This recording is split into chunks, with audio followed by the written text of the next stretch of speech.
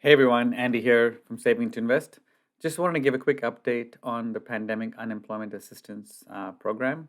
As a reminder, this program was enacted as part of the CARES Act back in March, and it's sort of being used by almost 10 million Americans to provide unemployment benefits. And it's specifically designed for individuals that were not eligible for regular employment, so freelancers, gig workers, self-employed. It's really been helping those people.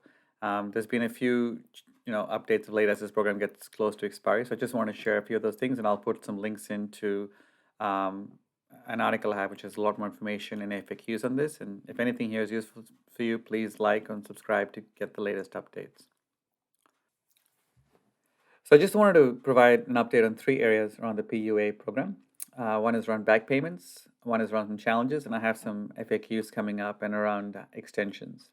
Um, in regards to extensions, the PUA program is actually only currently funded and available through December 26, 2020. So after that week, which is, for most people, end of the year, even if you have a balance or if you have anything left, you won't be eligible for PUA. So if this was a program, you're a freelancer or you're a gig worker that relying on this, you'll lose it unless Congress extends it through another stimulus program. And I have a whole discussion on that, which I'll post a link for. But the extensions are going to become a very hot topic over the next 2 weeks. A lot of people asking what's going to happen with that. And I hope Congress, gets things done and extends the program, especially providing some additional supplementary payments on top of that. But the PUA is going to be critical. There's close to 12 million Americans that rely on it, and if it goes out, especially when the economy is still a bit shaky for a lot of those people, who have lost jobs due to coronavirus, it's going to be, I think, a pretty significant blow to the overall American economy. Not to mention to the individual families that rely on unemployment qualification through PUA.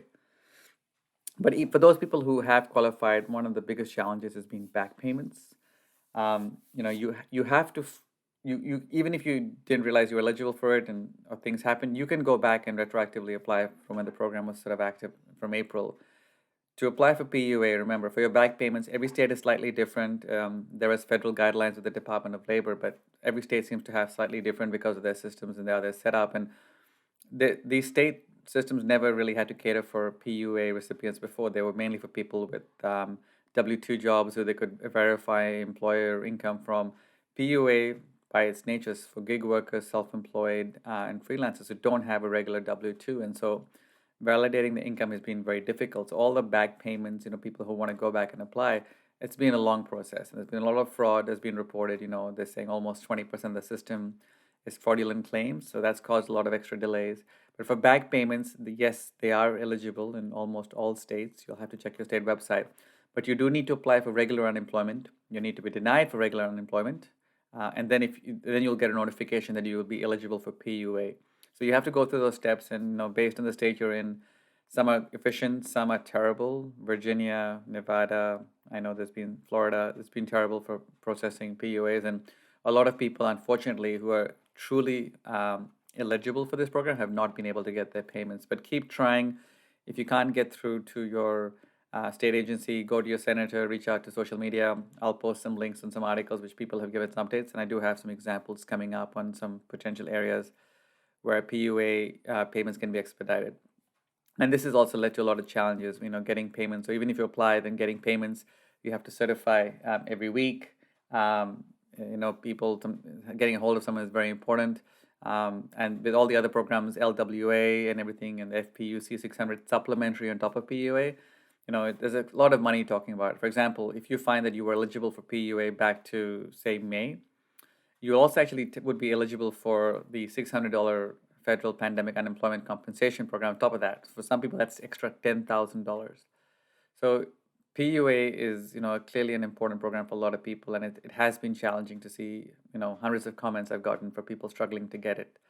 So hopefully the information here and some of the links I'll post will help you get some more things, or leave a comment here and I'll try and answer it if I can. So I want to cover two questions that sort of touched on those previous areas, and hopefully these questions can, give you some insight, and I tried to answer it as best as I could. Again, it's always difficult if I don't have the specific state, and state by state, the rules do change. So here's a question, came from Dan. Okay, so I messed up on my first 13 weeks and answered one question wrong because I misunderstood it. His spelling is not great, but I left it as it is. The question was, are you available, and available to work? I thought it was just talking about, due to COVID-19, but it let me go and switch my answer from no to yes. This happened in June, and I've been trying to get the information about how to fix it. I've had to flag my case time after time again for nothing, literally. I get no calls back. I even went to my local unemployment office for them to tell me where they were unable to get into PUS because they're state and PUS federal. Can anyone help? So there's probably a few things in this question which I'll unpack, which I think does sort of lean towards a lot of the questions I think people have been getting. So yes, you will get a questions asking you, and you got to certify every week for PUA because they want to make sure you're still unemployed due to COVID, and you have to answer that question correctly. If you don't, they'll think that you've got a job, or they'll move you to another potential program. So you have to answer the question correctly. Take some time. Some states have 3 questions, some have 4 questions. Answer yes, it was due to COVID because that's the basic underlying criteria is that it was due to COVID. Don't say something else because then you will lose your PUA. Um, you have to make sure you're a citizen. You have to make sure you're not on workers' comp. And if it'll be week to week, so some weeks you may have qualified, some weeks you don't, right? And generally, I have the limits, but it's generally the state maximum unemployment limit that you get for PUA. But you have to be careful. That you had. The question was you're not available to work due to COVID. Make sure you select no. Because you want to say that COVID stopped. If you say yes, you're able to work, then you obviously don't need unemployment. Um, the other one in this question, which I want to make sure I unpack, is that PUA payments are administered by the state against federal DOL guidelines, Department of Labor guidelines. But it's your state that actually administers the pandemic unemployment assistance payments. And so they should be able to answer your questions. If your agent is saying that it's a federal rule, unless it's against the program eligibility, like, for example, you're unemployed before the program was in effect, or that you'd had some other reasons, you're on workers' comp or something else, there is no reason the state should not be able to answer your questions and confirm your eligibility. If you're being held up due to fraud, you have to follow certain steps, but the state manages that again. They have to report to the federal levels around how they make the payments and make sure that people, got this due to COVID. But it's not if there's no federal PUA office. Your state is administering these payments. They're federally funded, but they're not. And ultimately, if you can't get a hold of someone in your state, talk to your local representatives. That's the reason you've got these people elected. Right? So forget party affiliation. You need to talk to your local representatives, state senators, your local House of Reps. Just make sure you talk to them because they can probably get you through. They're dealing with a lot of these questions. They have access to the right people. So don't hesitate to contact them because there's a lot of money if you get PUA. It's not just the payment, but it's also the retroactive supplementary payments like FPUSC, LWA that you could have been eligible for. So make sure you follow up. But I know it's, and I'll put some links again for some ways to contact them. It's not just on the phone. You have social media. A lot of them are online portals, online chats. Use all these channels. Obviously don't share any sensitive information, but use the many avenues that you have to get through them. But I can tell you from the comments I'm seeing, people are getting through, people are getting question answered, and they are getting the PUA payments. The other one I'm getting a common question is, and I've paraphrased a bit from Marcy. If I've moved states in August but didn't file for PUA benefits until December in the new state, can I still collect from my other state's PUA program? I haven't done anything with my previous benefits because I was unsure of what the rules are, so I have the ability to still claim 14 weeks of PUA, but I'm not sure how it works. So my answer is this. Generally, you should file your claim with the state where you worked or received income, the majority of income, if you've got it from multiple states. Now, suppose you work for many employers, or you have international income. If you move states, then you should technically apply for that state you're going to be as your primary residence. You'll need to follow their process for PUA. I wouldn't stop your previous state's PUA claim. Make sure you're still getting paid. But the 39 to 46 weeks you're eligible for PUA still holds. You don't want to claim 46 weeks or 39 weeks from one state and claim that again in another state because that'll cause a lot of issues when it comes to your tax return. Plus, also, it's actually a federal crime to claim unemployment in more than one state you're eligible for.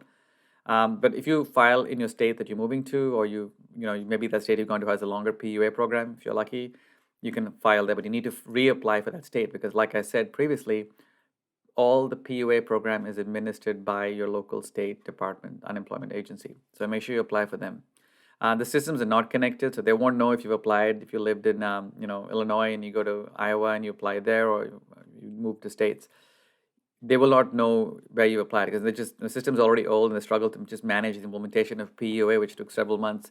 You could get overpaid, which means, when this gets reported, eventually you'll have to pay taxes, and unemployment insurance payments are all taxable. So make sure you're careful when you go for multiple states. But yes, you can apply in multiple states. You can't double dip, but you just need to follow the process in every state. Those are the two big questions I've been getting. I'll post some links again on these two questions with some more details. I've answered some FAQs as well on my site. So hopefully this helped. Again, please leave a question if you have any more on this, or if you have any clarifications. Thanks.